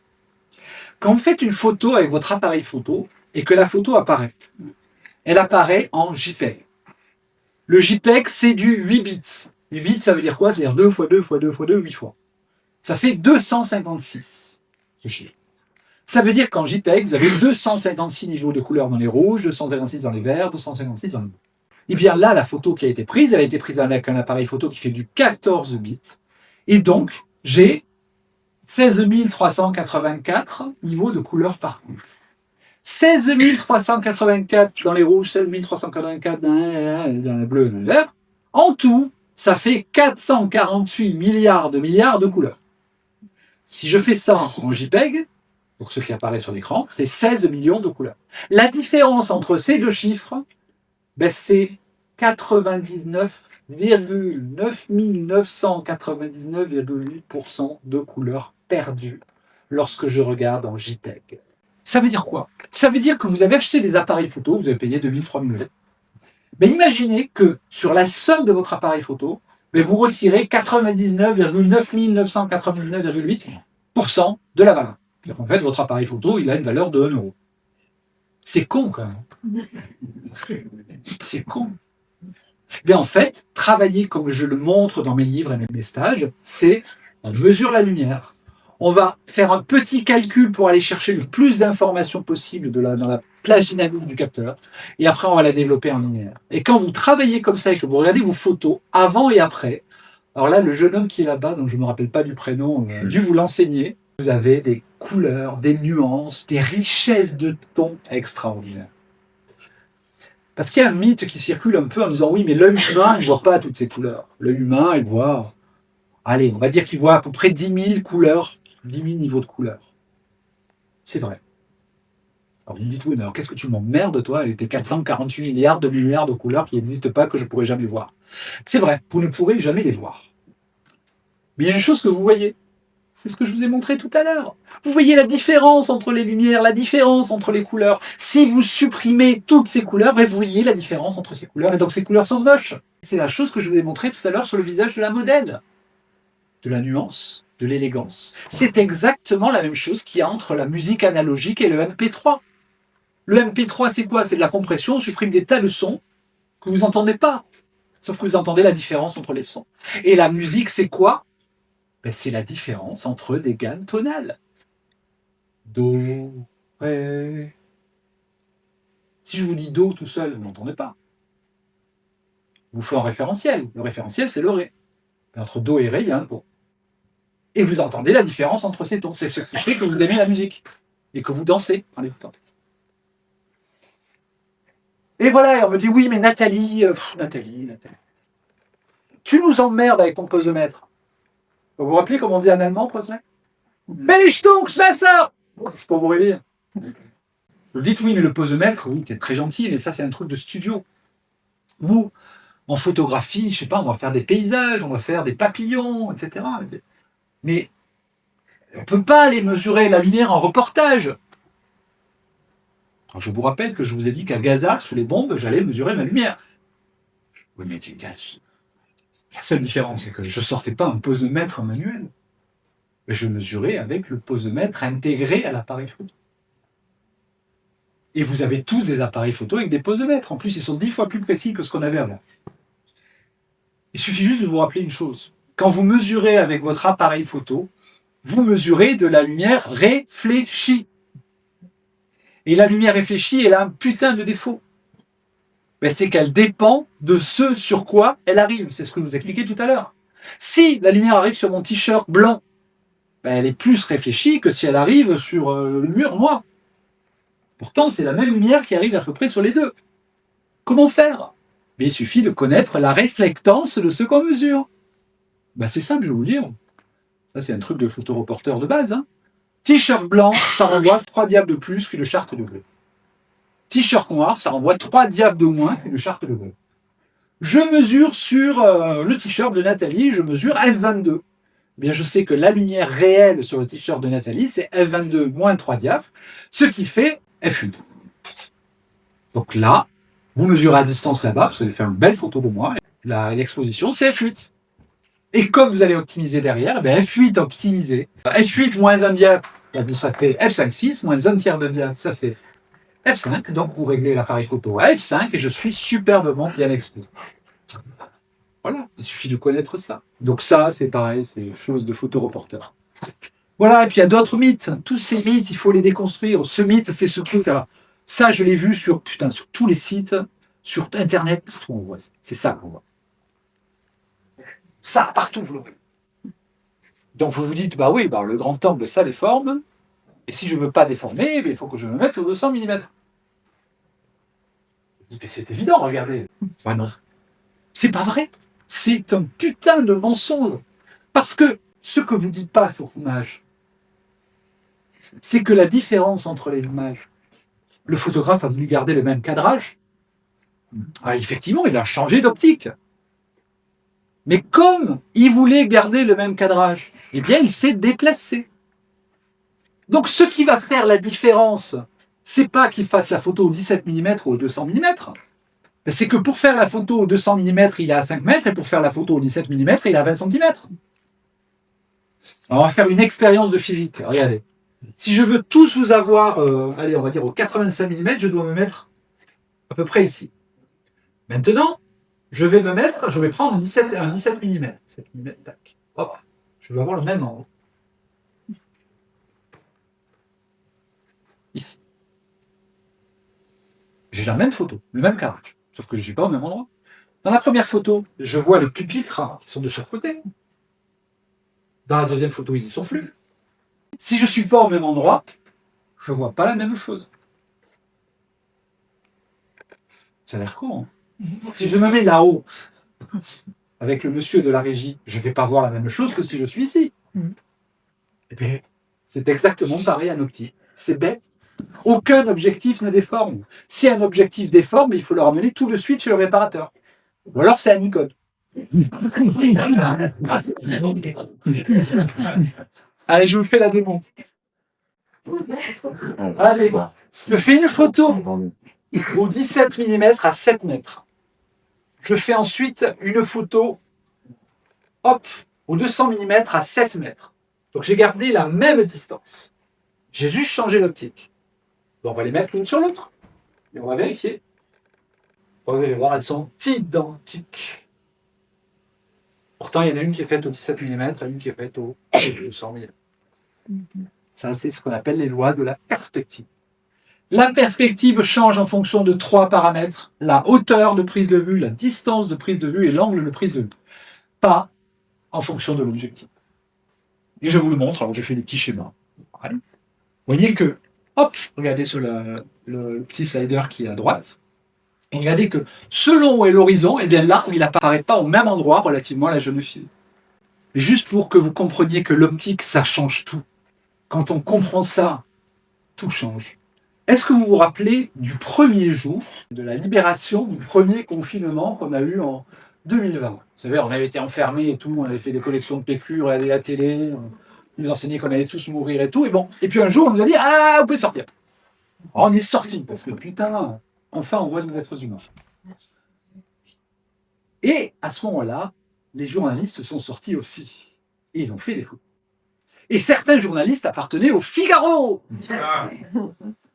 Et qu'est-ce qu'il fallait dire au Figaro? Il fallait dire une chose.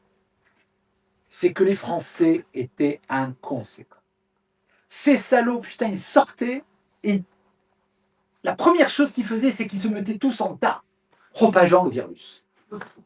Et donc, le Figaro a sorti 7 photos. Et cette photo, alors cette photo, vous l'avez sans doute vue parce qu'elle est passée sur toutes les chaînes de télévision en disant « Les Français, c'est salauds! Ils respectent pas les distances de sécurité !» Sauf qu'il se trouve que donc Soriano, c'est un pote à moi, il m'a dit « Mais j'en ai fait 2 des photos. » Or, c'est le rédac chef, il a pris celle-là. Allez, je montre la deuxième photo. Qu'est-ce qui a changé? La perspective. Et la perspective change en fonction de quoi? Focal. Non! Putain, qui a répondu à la focale? Tuez-le! Mais là, sortez-le!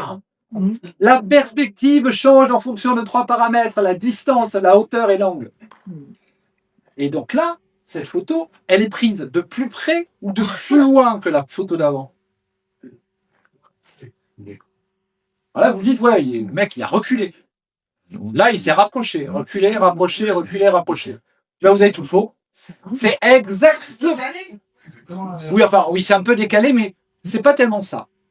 Allez, je vous fais un petit schéma. Voilà. Je vous ai dit que nous étions des êtres humains et que nous ne regardions pas les choses pour ce qu'elles sont, mais pour ce qu'elles sont relativement les unes aux autres. Là, regardez la première image. Le photographe, il est à 1 unité du petit personnage. Et après, derrière, si on divise la même distance, ben on va trouver que le mur derrière est à 8 unités. Maintenant, le photographe recule de 2 unités. Le mur derrière, il n'est plus qu'à 2 fois 2 unités. À 2 fois 3 unités. Par conséquent, plus on se recule, plus ce qui est loin semble se rapprocher du premier plan sur lequel on a fait la musique. Ça veut dire que si je veux, hop, donner l'impression que les Français, ils sont tous, c'est des salauds et tout ça, donc je vais faire ma bonne photo pour que le Red Chat du Figaro soit content, bien, et alors, c'est quoi, je me rapproche ou je m'éloigne? Je m'éloigne. Je veux donner l'impression que bon, tout va bien. Hop, là, je travaille à l'humanité. Alors, c'est contre-intuitif. Parce qu'on pense les choses, on se dit, les choses sont comme elles sont. Non, non, elles ne sont pas comme elles sont. Elles sont relatives. Le programme de Jean-Luc Mélenchon aujourd'hui, à la télé, c'est l'extrême gauche. Vous lisez son programme, bon, c'est plus ou moins ce que disait Mitterrand. C'est de la gauche très traditionnelle. Qu'est-ce qui fait qu'aujourd'hui, on va dire c'est l'extrême gauche, et avant, on aurait dit c'est du réformisme? C'est relatif. Les choses changent. Allez, j'ai bientôt fini. Un autre élément qui va aussi vous empêcher d'avancer, c'est ça. C'est la mauvaise compréhension de ça. Je vous ai dit que vous ne voyez que des reflets. Là, j'ai fait une photo où vous voyez des reflets sur des éprouvettes. Quand on voit un reflet, le photographe débutant, qu'est-ce qu'il fait? Il se dit, il y a trop de lumière, c'est cramé. Le reflet, il est blanc, c'est cramé. Il y a trop de lumière. Que va-t-il se passer si je baisse l'exposition de mon appareil photo de 10 diaphragmes? Que va-t-il se passer? On va participer. Une photo noire avec un reflet blanc. Exactement, une photo noire avec un reflet blanc. Le reflet ne bougera jamais. Vous le verrez toujours. Parce que, rappelez-vous, on a parlé de la loi de Newton tout à l'heure, la loi du carré inverse de la distance. Vous vous rappelez, plus on s'éloigne, moins il y a de lumière. La Lune, elle est à plus de 300 000 km de nous. Pourtant, Alors un jour, il n'y a pas de nuages. Alors, je ne sais pas si vous connaissez bien, mais un jour, il n'y a pas de nuages. Vous regardez la Lune et vous regardez le reflet de la Lune dans l'étang devant vous. Et vous allez regarder la Lune et puis après, vous allez regarder le reflet. Et vous allez vous rendre compte d'un truc qui rend fou. C'est que le reflet est aussi lumineux que la Lune elle-même. Pourtant, attends, on vous a dit, plus on s'éloigne, moins il y a de lumière. La loi du carré inverse. Alors si on calcule 300 000 km, ça fait qu'il ne reste pas grand-chose. Bon, je ne vous explique pas pourquoi, mais lisez bien. Mais en fait, le reflet, quoi que vous fassiez, vous aurez toujours le reflet.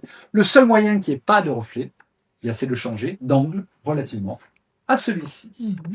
Bref, j'ai bientôt fini. Les lois de l'optique, la compréhension de la technique, ça vous permet de faire une chose aussi bête que ça. Non, il n'y a pas de ficelle, de corde ou de je ne sais pas quoi. C'est juste l'application d'une loi qui est la loi de la transmission directe. Transmission directe, c'est que quand vous regardez à travers une vitre, ben, vous ne voyez pas la vitre. Sauf si elle est sale. Ou que vous mettez dans un certain angle par rapport à l'autre. Mais si vous mettez dans un certain angle, c'est-à-dire complètement perpendiculaire à la vitre, enfin, au rayon qui traverse la vitre, bien vous ne voyez pas la vitre. Ben, il suffit de mettre une tasse sur une vitre, de photographier par en haut, et hop, saute Kiki. De la même manière, pour faire ça. Oh, des poivrons qui volent. Toujours sans Photoshop, c'est ça l'intérêt. Avec Photoshop, c'est facile. Comment faire? Eh bien, c'est simple, on va couper un poivron.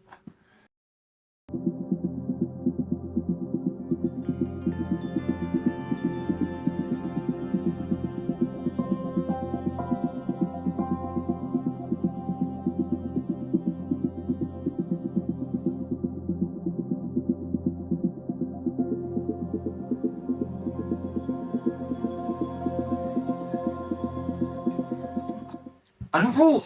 Alors, ce qui est dur, c'est pas de faire tenir les poivrons. C'est de s'assurer que la lumière qui éclaire ce qui tient les poivrons soit de l'exacte même luminance que le mur derrière les poivrons. C'est ça qui est difficile. Mais après, le reste, c'est très simple. Mais ça permet de faire ça. Pourquoi? Mais parce que, rappelez-vous, je vous ai dit que la photographie est un putain de sublime mensonge. Qu'est-ce qu'on enlève? On enlève la profondeur. La profondeur, c'est ce qui nous permet, quand on se déplace, de voir qu'elle est pique. Vous ne voyez que 2 dimensions. La hauteur, la largeur. Donc tout se crée dans la 3e dimension. La profondeur, vous ne le voyez pas. Et si vous ne le voyez pas, je peux y mettre ce que je veux. Allez, hop, elle vole. Saute au-dessus de moi. Alors, je vous ai dit que j'étais assez craintif. Donc, je ne fais pas sauter les modèles au-dessus de moi quand je suis terre. Parce que j'ai peur qu'elle me tombe dessus. Alors, comme je suis craintif, eh bien, rappelez-vous de la tasse. C'est la même idée. La modèle, je la mets sur ma plaque de verre. Et comme elle est sur ma plaque de verre, eh bien, je n'aurai pas la plaque de verre. Donc, elle va. C'est la même idée. Alors, j'ai gardé juste une idée. Hein. Voilà, donc j'ai une publicité à faire pour une marque de bière bien connue. Et moi, je veux des glaçons et tout au-dessus. Et j'ai pas envie de mettre des petites cordes, des petites ficelles, j'ai pas envie de les retoucher. Et tout. Mais je mets une plaque de verre et je me mets en dessous. Et mes petits glaçons, ils volent. Pareil, un modèle. Ouais, moi, je veux donner l'impression qu'il y a des livres qui tombent. Et tout.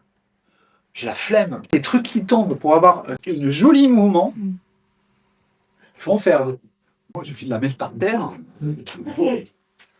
Parce que ce qui me permet de savoir où est le haut, où est le bas, etc., de savoir sur quoi elle est, ben c'est les ombres. Il suffit que je me débrouille pour que les ombres soient placées d'une certaine manière, pour que rapidement, j'ai le résultat que je veux. En plus, là, c'était juste une démo pour montrer. Je pense qu'on aurait pu faire infiniment mieux, mais on peut faire ce qu'on veut. On peut faire des cuillères qui ont des ombres de fourchette.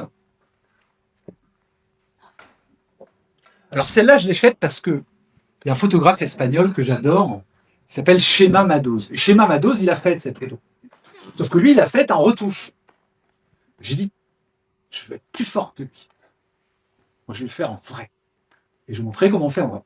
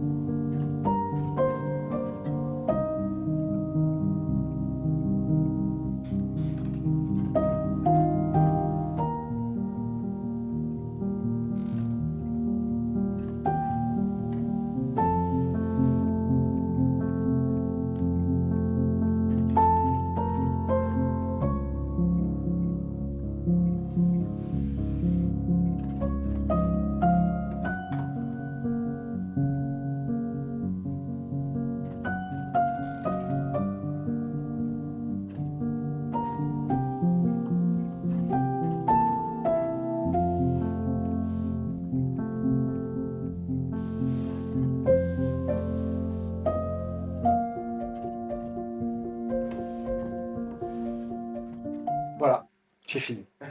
Merci de m'avoir écouté.